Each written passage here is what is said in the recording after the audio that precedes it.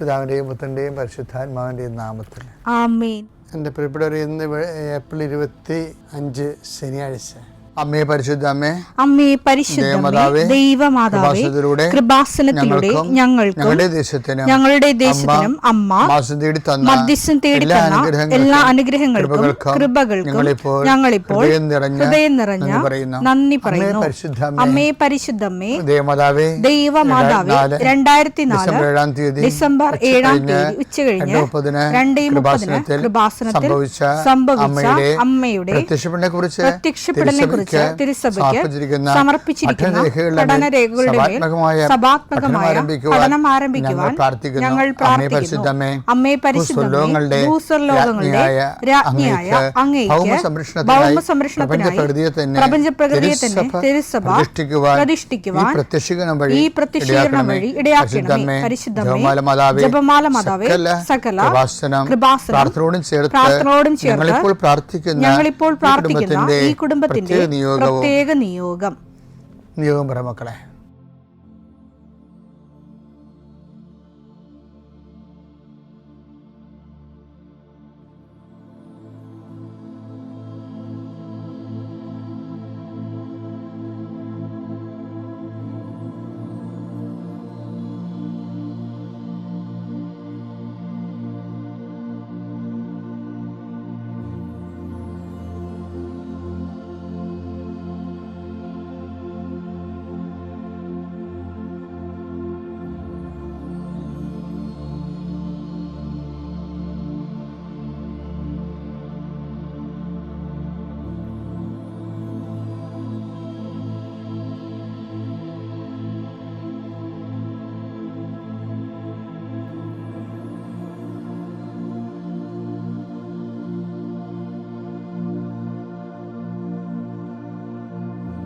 അമ്മയുടെ പ്രത്യക്ഷീകരണത്തിന്റെ ഈ അനുഗ്രഹവേളയിൽ ഞങ്ങൾക്ക് സാധിച്ചു തരുവാൻ കനിയണമേ.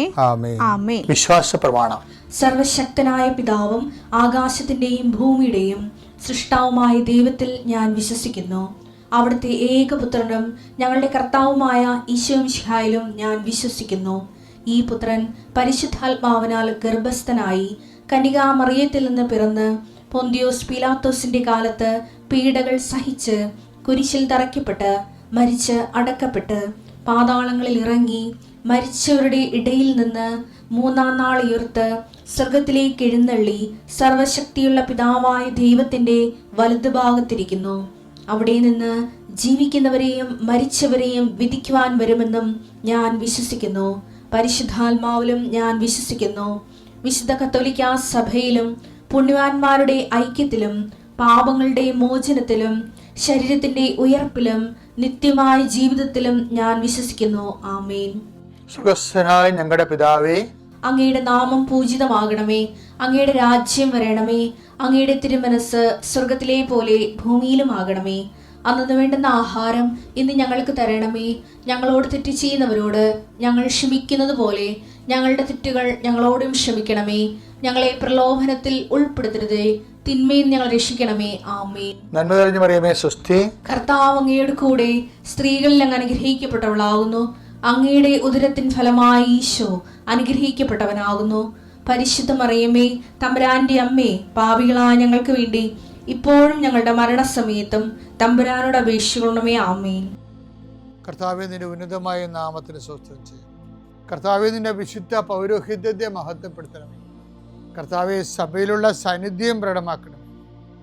40 വർഷം ഞാൻ അർപ്പിച്ച കൃപാന്റെ യുഗതിയാൽ കൃപാസ്ഥാനത്താറെ ജീവനോടെ പ്രത്യക്ഷപ്പെട്ട മാതാവിന്റെ മാധ്യസ്ഥത ഇന്ന് അങ്ങയുടെ മക്കളെ പ്രാർത്ഥന കൂടുന്ന എല്ലാ മക്കൾക്ക് വേണ്ടി പ്രാർത്ഥിക്കുകയാണ്. കർത്താവെ, മനസ്സ് വേദനിക്കുന്ന എല്ലാ വിഷയങ്ങളും, അവരുടെ മനസ്സ് വേദനിപ്പിക്കുന്ന എല്ലാ വ്യക്തികളും ഇപ്പോഴും ഈശോയുടെ നാമം നിർവീര്യമാകട്ടെ. കർത്താവെ, മനസ്സ് വിഷമിപ്പിക്കുന്ന സാഹചര്യങ്ങൾ, ചെയ്തെടുക്കേണ്ട ഉത്തരവാദിത്തങ്ങൾ, മറ്റുള്ളവർ നമ്മളെ പഴി പറയാൻ സാധ്യതയുള്ള എല്ലാ വിഷയത്തിൻ്റെ മേലും കർത്താവിൻ്റെ കരുണ ചൊരികയും നിങ്ങളെ കർത്താവ് ഇന്ന് നിലനിർത്തി തരികയും ചെയ്യട്ടെ.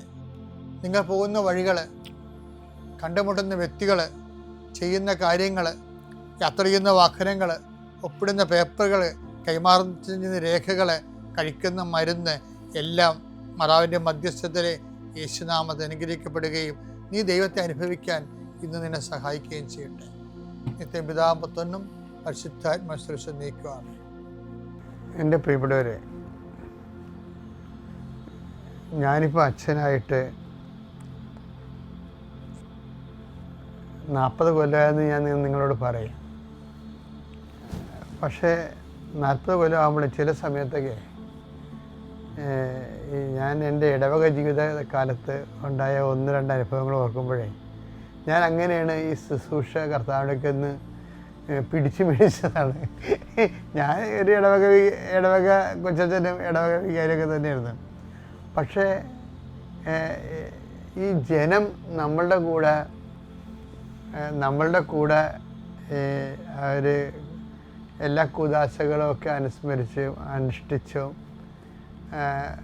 എല്ലാ ഞായറാഴ്ചകളിലും തന്നെ അവർ ദേവാലയത്തിൽ വരികയും കർത്താവിനെ സ്വീകരിക്കുകയൊക്കെ ചെയ്യുമ്പോഴും ഈ ജനം ഈ അനുഷ്ഠാനക്രമങ്ങളിൽ അഭിരമിക്കുന്ന ഒരു ആശ്വാസം കണ്ടെത്തുന്ന ഒരു ജനമായിട്ട് എനിക്ക് ചില സമയത്ത് തോന്നി. കാര്യം അവരുടെ ഉള്ളിലോട്ട് ക്രിസ്തു എല്ലാവരും അല്ല, നല്ല മാന്യമര്യാദയ്ക്ക് കത്തോലിക്കാനായിട്ട് ജീവിച്ച് ലോകത്തേക്ക് കിടക്കുന്ന ഒത്തിരി മനുഷ്യരെ ഞാൻ കണ്ടിട്ടുണ്ട്. എന്നാലും അങ്ങനെ ഒത്തിരി മനുഷ്യർ അങ്ങനെ ചെയ്യണമെന്ന് പറഞ്ഞിട്ട് കാര്യമില്ല, ഇതെല്ലാം ഇങ്ങനെ പറയേണ്ടതല്ലേ. ഒരു ദിവസം ഞാൻ റോഡിൽ നിൽക്കുമ്പോഴേ ഒരാൾ ഒരു ഒറ്റക്ക് കൊടിയും പിടിച്ച്, ഒരു ചുവപ്പ് കൊടിയും പിടിച്ച് ഒറ്റക്ക് റോഡിൽ കൂടി വന്നു. അപ്പോൾ ഒന്നാമത്തെ ആ കാലം 87 കാലമാണ്. ഭയങ്കര രാഷ്ട്രീയ കേരളത്തിൽ പിന്നീട് ഉണ്ടായിരുന്നുള്ള എല്ലാ രാഷ്ട്രീയ മാറ്റങ്ങൾക്കും ഡിസിസീവ് പോയിൻ്റായിരുന്ന ഒരു കാലമാണ് 87 എന്ന് പറയുന്നത്. അപ്പോൾ ഇയാൾ ഒറ്റയ്ക്ക് കൊടിയും പിടിച്ച് വന്നപ്പോൾ ഇയാൾക്ക് പരിചയം ഉണ്ടായിരുന്നതുകൊണ്ട് ഞാൻ റോഡിൽ നിൽക്കുകയായിരുന്നു. ആ സമയത്ത് റോഡിൻ്റെ അരികിൽ ഞാൻ ചേട്ടാ എവിടെ പോയി, എന്താ പരിപാടിയെന്ന് ചോദിച്ചു. അപ്പോൾ പറഞ്ഞ് ഞാനൊരു സ്ഥലത്ത് പോയതാണ് വെച്ചാൽ.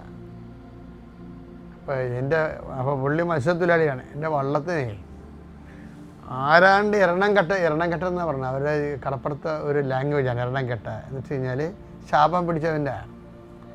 വള്ളത്തിൽ മുട്ടി എനിക്കിപ്പോൾ പണിയൊന്നും കിട്ടേണ്ടില്ല. അതുകൊണ്ട് ഞാൻ ഒരു സ്ഥലത്ത് പോയി ഒരു കൊടിയൊക്കെ വെഞ്ചരിപ്പിച്ചെടുത്തുകൊണ്ട് കൊടിയൊക്കെ വാങ്ങിച്ചെടുത്തുകൊണ്ട് വന്നിരിക്കുകയാണ്. അവിടെ എന്താ പരിപാടിയൊക്കെ ചെയ്ത് ആ കൊടി വെച്ച് കെട്ടുമ്പോൾ തന്നെ ഈ പ്രശ്നങ്ങളെല്ലാം പരിഹരിക്കപ്പെടുമെന്നുള്ളത് പുള്ളിയുടെ ഒരു വിശ്വാസമാണ്. വേറൊരു ഇടവക ഇരുന്നപ്പോൾ അത് എൻ്റെ ഒരു ഉറ്റ ബന്ധുവാണ്, അടുത്ത രക്തബന്ധമുള്ള ആളാണ്. അവിടെ വീട്ടിൽ ചെന്നപ്പോൾ അവർ പറയണം അവരുടെ വീട്ടിൽ കുറേ മരങ്ങളുണ്ട്. അപ്പം ആ മരങ്ങളെ വേറെ ഒരു വീട്ടുകാരുടെ വീട്ടിലെ ഒരു പ്രായം ചെന്ന അവരുടെ അയൽവാസികളുടെ വീട്ടിൽ പ്രായം ചെന്ന വല്യമ്മച്ചുണ്ട്. അപ്പോൾ പ്രായം ചെന്ന് വല്യമ്മച്ചി എവിടെയെങ്കിലും പോകുമ്പോൾ ഇവർക്ക് കൊണ്ടുവന്ന് ഓരോ മരങ്ങൾ കൊടുക്കും. അവ ഇപ്പോൾ 10-25 കൊല്ലമായിട്ട് നമുക്ക് ലോക ബാങ്കിൽ നിന്നും അതുപോലെ തന്നെ ഇതുപോലെയുള്ള ഭൗമ ഉച്ചകോടിയിൽ നിന്നൊക്കെ ഫണ്ട് മുടക്കിയിട്ട് നമ്മുടെ നാട്ടിലൊക്കെ മരങ്ങൾ വെക്കുന്നുണ്ട്. അപ്പം അതുപോലെ പലയിടത്ത് ചെല്ലുമ്പോഴും വനംവകുപ്പ് മരം കൊടുക്കുന്നുണ്ട്. ഇപ്പോൾ കൊടുക്കുന്നുണ്ടോയെന്ന് അറിയത്തില്ല.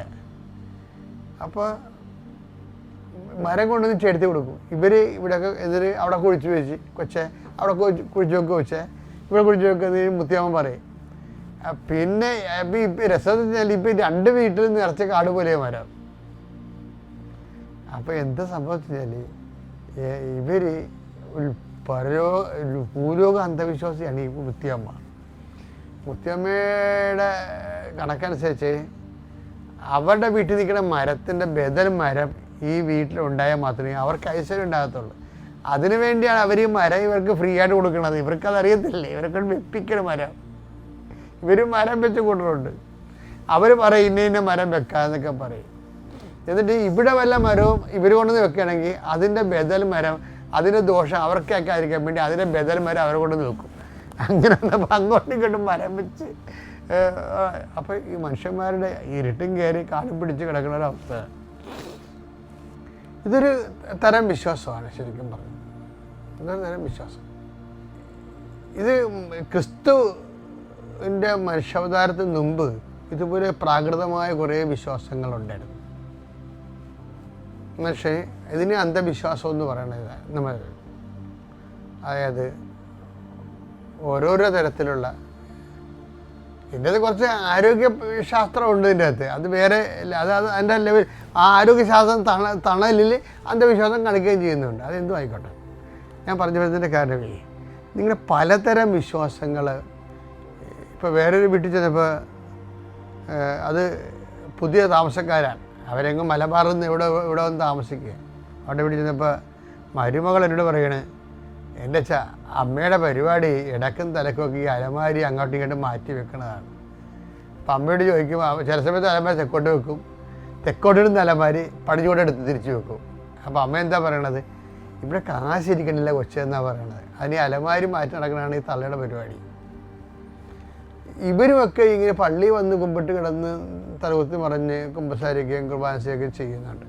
പക്ഷേ ഉള്ളി മുഴുവനും ഇതുപോലെയുള്ള പ്രാക്കപ്പെട്ട ക്രിസ്തുവിന് ഒരു വിലയുമില്ലാത്ത അന്ധവിശ്വാസങ്ങളാണ്. അത് പകുതി മുക്കാലും ആണുങ്ങളിലും ഉണ്ട്, തലമൂത്ത ചേട്ടത്തിമാരുടെ കയ്യിൽ കൂടുതലുണ്ട് ഈ വിഷയം. ഇപ്പം നമ്മുടെ കുഞ്ഞുങ്ങളൊക്കെ നമ്മൾ പഠിപ്പിച്ചപ്പോൾ കുറച്ചൊന്ന് കുടുംബത്തിലൊരു വെളിച്ചം കയറിയിട്ടുണ്ട്. പക്ഷേ അവൾമാരൊക്കെ ചിലതിങ്ങനെ സുവിശേഷ കാര്യത്തിലും വിശ്വാസം കമ്മിയാണ്. അത് വേറൊരു അപകടമാണ്. ഞാൻ ഇതൊക്കെ പറഞ്ഞതിൻ്റെ കാരണത്തിനെയാണ്, ഈ ക്രിസ്തുവിൻ്റെ മുഴുവനും ഇപ്പം ഈശോൻ്റെ വാക്കുകളെല്ലാം ഇതുപോലെയുള്ള അന്ധവിശ്വാസങ്ങളൊക്കെ കടക്കൽ കത്തിവെച്ചിട്ട് മനുഷ്യനെ ഡെലിവറി ചെയ്യുന്ന വാക്കുകളാണ്. പക്ഷെ എന്താ പറയണത്, ദൈവം സമസ്തവും അവൻ്റെ പാദത്തിൻ്റെ കീഴിലാക്കിയിരിക്കുന്നത്. ആ ഒരു ബോധം നമുക്കുണ്ടാകും. ക്രിസ്തുവിനെ നീ സ്വീകരിച്ചു കഴിഞ്ഞാൽ നീ എല്ലാ വിധത്തിലുള്ള ഓമൻസും ശകുനങ്ങളും എല്ലാത്തിനും നീ കീഴടക്കുകയാണ്. ഒന്ന് കുറച്ച് 15-20 എടുത്തേ. ദൈവം സമസ്തവും അധീനമാക്കി തന്റെ പാദത്തിൻ കീഴാക്കിയിരിക്കുന്നു. അപ്പൊ സമസ്തവുമാണ്. അതുകൊണ്ടാണ് പരിച്ഛേദന അപരിച്ഛേദനൊന്നുമല്ല, ക്രിസ്തുവിലായിരിക്കുന്നവൻ പുതിയ സൃഷ്ടിയായിരിക്കണം എന്ന് പറഞ്ഞത്. അപ്പം ക്രിസ്തുവിൻ്റെ പേരിൽ ഒരു ബന്ധം ചെയ്തിട്ട് നടക്കുകയും ചെയ്യും. പഴയ സൃഷ്ടിയേക്കാൾ പ്രൗഢന്മാരായിട്ട് ജീവിക്കുകയും ചെയ്യുന്ന അവസ്ഥയാണ് കുടുംബങ്ങളിലുള്ളത്. 2 Corinthians 5:17 ക്രിസ്തുവിൽ ആയിരിക്കുന്നവൻ പുതിയ സൃഷ്ടിയാണ്. അതാണ് ക്രിസ്തുവിലായിരിക്കും. അപ്പം നിങ്ങൾ പഴയ സൃഷ്ടിയാണെങ്കിൽ നിങ്ങൾ ക്രിസ്തുവിലല്ല. അതാ വിഷയം. നിങ്ങൾ പഴയ ആചാരങ്ങളും അനുഷ്ഠാനങ്ങളും അന്ധവിശ്വാസങ്ങളും മരങ്ങളും നിങ്ങൾ കാലങ്ങളും ഋതുക്കളും ആചരിക്കുന്ന പോലും സുവിശേഷത്തെ നിങ്ങൾ വ്യർത്ഥമാക്കിയില്ലെന്ന് ചോദിക്കുന്നത്. ഗലാത്യർ 4:10 നിങ്ങൾ ദിവസങ്ങളും മാസങ്ങളും ഋതുക്കളും വർഷങ്ങളും ആചരിക്കുന്ന പോലും നിങ്ങളുടെ ഇടയിൽ ഞാൻ അധ്വാനിച്ചത് വൃഥാവിലായോ എന്ന് സുവിശേഷത്തെ വൃഥാവിലാക്കിക്കൊണ്ട് ഇപ്പൊ കല്യാണം ഇറങ്ങാനുള്ള സമയമാണ്. നമുക്ക് ക്രിസ്ത്യൻസിന് വല്ല സമയമുണ്ടാ, പ്രാർത്ഥന തീരുന്ന സമയത്ത് നമ്മൾ ഇറങ്ങും. അപ്പം കുറേ ദുർക്കിളവന്മാർ അവിടെ നിന്നിട്ട് പെയ്തും പെരക്കും തോന്നിയ വശമൊക്കെ പറയും. എന്ന് വെച്ച് കഴിഞ്ഞാൽ ക്രിസ്തു എന്താണെന്ന് അറിയത്തില്ല, ക്രിസ്തുവിനെ സ്വീകരിക്കുമ്പോൾ ഉണ്ടാകുന്ന ജീവിതത്തിലുണ്ടാകുന്ന സുവിശേഷവിധമായ പുനഃക്രമീകരണം എന്താണെന്ന് അറിയത്തില്ല. ഇവർക്കുമാർക്ക് ക്രിസ്തുവിന് വിശ്വാസമില്ല. എന്നിട്ട് വേഷം കണ്ടി ക്രിസ്ത്യാനിയാണെന്ന് പറഞ്ഞ് നടക്കുകയും ചെയ്യും. എൻ്റെ ദൈവവേദനയെ നിനക്ക് ക്രിസ്തുവിനെക്കുറിച്ച് ക്രിസ്തുവിൻ്റെ കൂടെ ലോകത്തെ ജയിക്കണമെന്നുണ്ടെങ്കിൽ ഇതുപോലെ അലബലാതി വിശ്വാസങ്ങളെല്ലാം നീ വൈപ്പ് ഔട്ട് ചെയ്ത് കളയണം. അപ്പം പടിപടിയായിട്ട് ക്രിസ്തുവിൽ വളരുകയും നമ്മൾ ജീവിതത്തെയും ലോകത്തെയും ജയിക്കുകയും ചെയ്യും. Praise the Lord.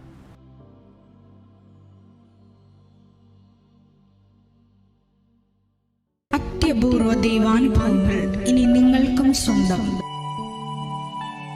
ഈ യൂട്യൂബ് ചാനൽ ഇതുവരെ സബ്സ്ക്രൈബ് ചെയ്തിട്ടില്ലെങ്കിൽ ഇപ്പോൾ തന്നെ സബ്സ്ക്രൈബ് ചെയ്യുക. ഈ വീഡിയോ ഇപ്പോൾ തന്നെ നിങ്ങളുടെ സുഹൃത്തുക്കൾക്ക് ഷെയർ ചെയ്തുകൊണ്ട് കർത്താവിന്റെ പ്രേക്ഷിതരാകുക.